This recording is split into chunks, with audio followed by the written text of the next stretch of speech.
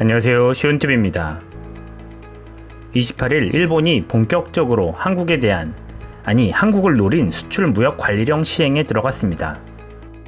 일본이 국제사회에 내건 이유는 한국을 안보상의 이유로 믿지 못하기 때문에 철저한 관리를 한다는 것입니다. 그런데 이러한 일본의 어처구니 없는 거짓 주장을 그대로 믿는 사람은 없을 것입니다. 일본이 한국의 수출 규제 문제를 들고 나올 때부터 아베는 국가 간의 약속을 잘 지켜라 라는 발언을 지속적으로 했기 때문이죠. 이 말은 작년 10월 대한민국 대법원에서 나온 강제징용 배상 판결에 대해 노골적인 불만을 표출한 것이었습니다. 1965년 한일 청구권 협정으로 배상 책임에 대해서는 끝났다는 일본 입장에 대법원이 강제징용 피해자들의 개인 청구권은 적용될 수 없다고 최종 판단한 데 따른 것입니다. 결국 아베는 이 판결에 대한 보복 조치로 한국에 대한 수출 규제 카드를 들고 나왔던 것이죠. 한국을 화이트리스트에서 제외시켜 절차를 복잡하게 함으로써 일본의 반도체 소재 부품을 쉽게 구입할 수 없도록 해 한국의 주력 사업인 반도체에 타격을 주겠다는 것이었습니다. 그야말로 아베가 한국을 소나기에 놓고 흔들겠다는 것이죠. 그리고 28일 그 시행이 본격적으로 시작된 것입니다. 우리는 일본의 이러한 부당한 조치들에 대해 똑같은 대응을 했습니다. 일본을 한국의 화이트리스트에서 제외시켰고 미국의 반대에도 불구하고 안보상의 이유로 한일 군사정보보호협정인 지소미아도 종료를 선언했습니다. 그런데 미국의 주요 외신인 블룸버그, 파이낸셜 타임즈, 무디즈들은 하나같이 한일 무역전쟁에서 한국이 피해가 더 클 것이라는 전망을 내놓았습니다. 그 이유를 몇 가지로 정리해보면 이렇습니다. 첫 번째, 일본은 중간재를 수출하기 때문에 완제품을 수출해야 하는 한국보다 타격이 크지 않을 것이다 라는 것이죠. 일본이 한국에서 수입하는 반도체 비율이 8.8%밖에 안 된다는 것도 근거로 삼았습니다. 두 번째는 일본 여행, 일본 제품 불매운동의 여파도 중국 관광객보다는 규모가 작아 반도체 관련 타격보다는 크지 않다고 분석했습니다. 그러나 이러한 분석은 하나는 맞고 하나는 틀린 것입니다. 먼저 전세계 반도체의 4분의 3을 점유하고 있는 한국 반도체 생산에 차질이 생기게 되어 공급이 부족하게 되면 가격이 상승하게 될 것입니다. 원유 가격의 변동처럼 말이죠. 반면 중간재를 주 소비해주는 고객을 잃게 되는 일본 반도체 소재 부품 업체들은 문을 닫을 수밖에 없다는 것입니다. 그리고 한국이 전 세계 시장의 점유율 72.6%를 차지하는 D램을 수출 규제하면 일본의 전자업계, PC, 스마트폰, 게임을 일시 중단하게 만들 것입니다.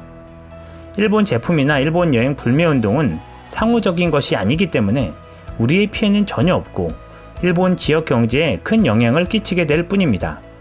우리는 안 가고 안 사면 그만이라는 이야기죠. 어찌됐든 28일 일방적인 일본의 수출무역관리령 개정안이 시작된 오늘 한일 경제전쟁이 본격적으로 시작되었습니다. 이제 우리에게 남겨진 핵심 카드는 무엇이 있을까요? 그건 바로 한일 조세조약입니다. 이 조약은 1997년 한국이 외환위기를 맞았을 때 한국에 진출한 일본 기업들의 이탈 방지를 막기 위해 불평등하게 맺어진 조약입니다.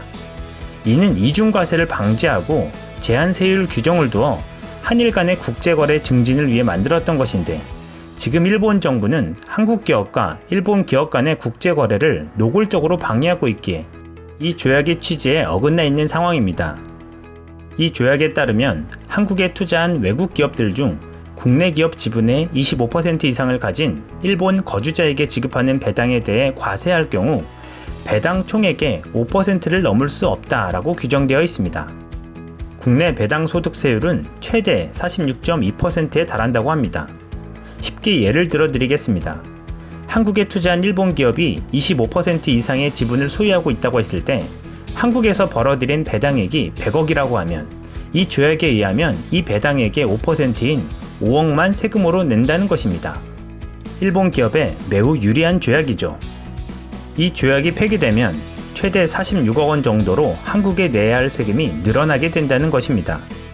아베 정부는 우리 주요 기업들의 정상적인 거래를 방해하고 불확실성을 높여놓고는 한국에 진출한 일본 기업들은 한국에 빨대를 꽂고 돈을 쭉쭉 빼가고 있었던 것입니다.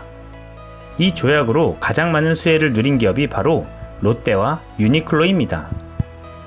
유니클로의 51%의 지분을 가지고 있는 패스트 리테일링이 2011년부터 2018년까지 가져간 배당액은 1,708억 원이고 이 중 부과한 세금은 85억 분이었습니다. 롯데는 말할 것도 없이 어마어마한 혜택을 누렸겠죠. 현재 한국에 진출해 있는 누적된 일본 기업은 약 15,000개이고 투자 금액은 54조 원이 넘는다고 합니다. 반면 일본에 진출한 누적 한국 기업은 약 4,500여 개이고 투자 금액도 11조 원에 불과합니다. 우리보다 4배나 많은 수치입니다. 이 조세 조약을 폐기하게 되면 한국에 진출한 15,000여 개의 일본 기업들은 조세 조약의 혜택을 누릴 수 없게 돼 대혼란에 빠질 것입니다. 또한 새롭게 국제거래 기준을 짜야 하기 때문에 상당한 불편을 겪어야 할 것입니다. 지난달 한일의원 연맹 모임에서 한일 의원들이 모였었습니다. 수출 규제 문제에 대한 양국 의원들의 입장을 듣는 자리였죠. 강제징용 판결로 인해 일본 기업의 자산 매각이나 자산 현금화는 최악의 상황이라며 이것만큼은 꼭 막아야 한다고 날뛰던 일본 의원들이 기억납니다. 그런데 만약 조세 조약이 폐기된다면 1만 5천여 개의 기업들에게 닥쳐올 상황들을 일본이 견딜 수 있을까요? 애초부터 일본의 부당한 수출 규제에 대한 최고의 직격탄으로 한일 조세 조약이 거론되고 있는 이유입니다. 이상 시온TV였습니다.